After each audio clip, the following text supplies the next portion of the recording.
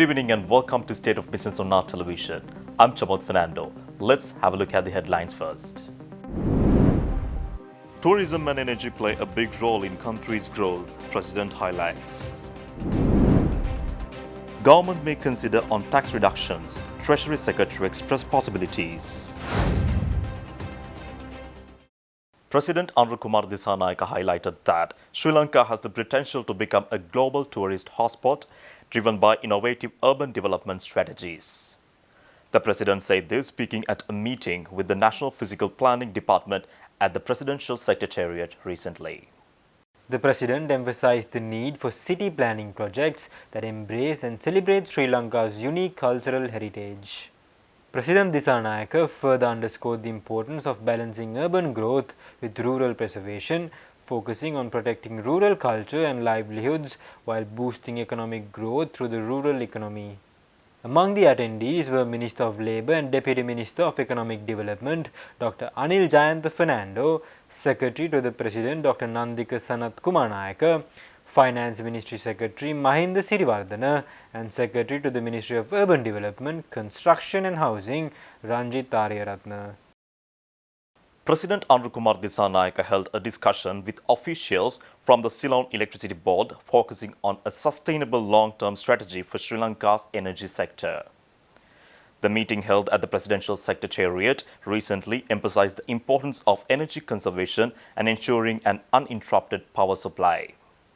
Discussions also explored the current state of the energy sector and its future prospects.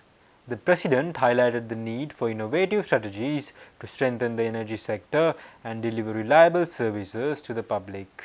Among the attendees were Minister of Power Kumara Jayakodi, Ministry Secretary Professor K.T.M. Mudayanga Hemapala, Finance Ministry Secretary Mahinda Siriwardana and CEB Chairman Dr. Tilak Siembelapitiya. President Kumar Dissanayake has announced plans to implement structural reforms within Sri Lanka's customs to modernize its institutional frameworks and meeting contemporary demands. President said this speaking during a meeting with senior custom officials at the Presidential Secretariat recently. The President addressed key challenges including inefficiencies, fraud, corruption and public dissatisfaction with the department's operations. To tackle these issues, the President emphasized adopting new technologies to streamline operations and enhance service delivery. Restructuring plans were thoroughly discussed, with directives issued to enforce stringent laws to improve efficiency and accountability. The President also highlighted the importance of accelerating human resource management, recruitment and infrastructure development. He commended the revenue targets achieved by customs last year and outlined measures to ensure this year's revenue goals are met.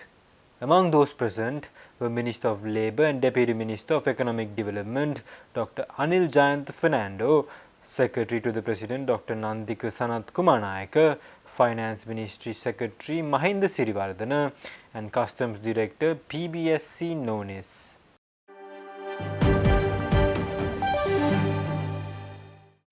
Stay tuned, we will return after this commercial break.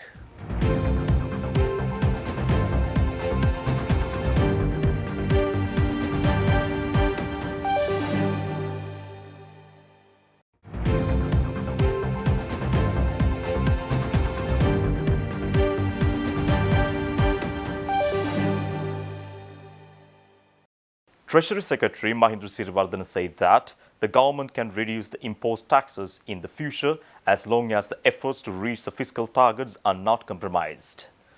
Treasury Secretary Mahinda Siriwardana said this is speaking at an event held in Colombo recently. Individuals earning rupee salaries pay up to 36% personal income tax. These rates are high, we all acknowledge and understand that. But in order to take the country out of the crisis permanently, this contribution is required. Once fiscal targets are met and the tax net is broad-based through improved tax administration and compliance, then the taxes can be reduced for all, but in a manner that does not compromise fiscal targets being reached.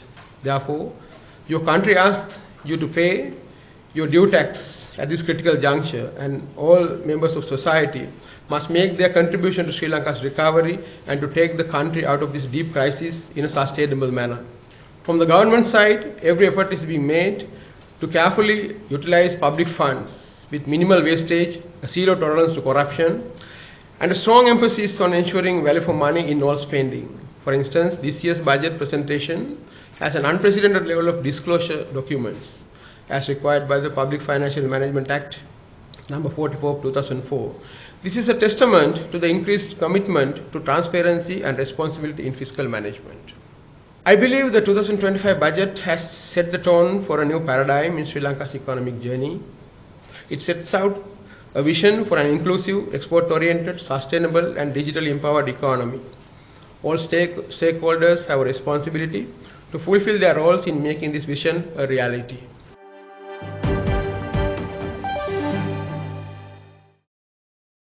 A workshop titled Exporting from Sri Lanka to Japan, Guide and Good Practices aimed to help SMEs and exporters unlock opportunities in the Japanese market was held at a hotel in Colombo recently.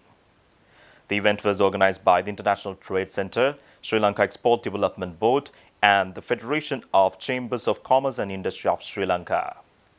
Key sectors such as apparel, tea, spices and coconut-based products were in focus, with participants learning about Japan's market trends, regulations and business expectations.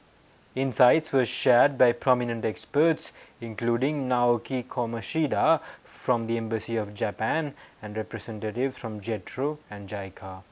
Success stories from Sri Lankan exporters like Biofoods and JK Garments inspired participants, while practical strategies and best practices were discussed in detail.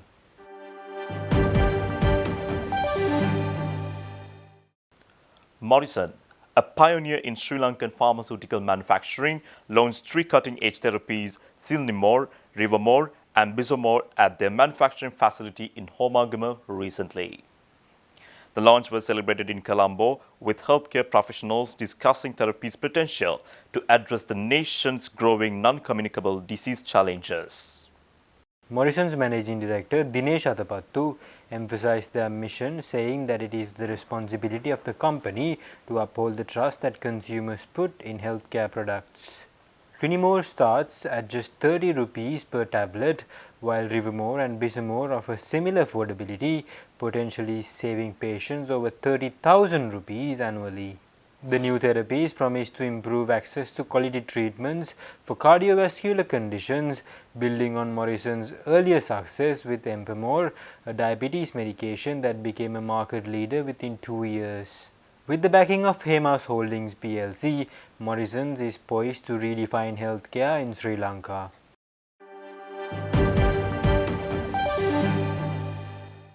Stay tuned for the stock update.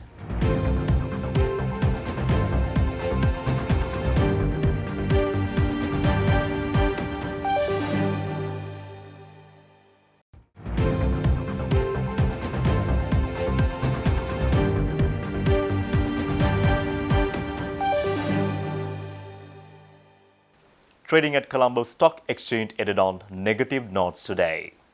The all-share price index dropped by 43.43 to close at 16,123.10, and the S&P SL 20 dropped by 5.77 to close at 4,817.34. The turnover was over 2.3 billion rupees and over 83 million shares were traded. Up next are Forex rates.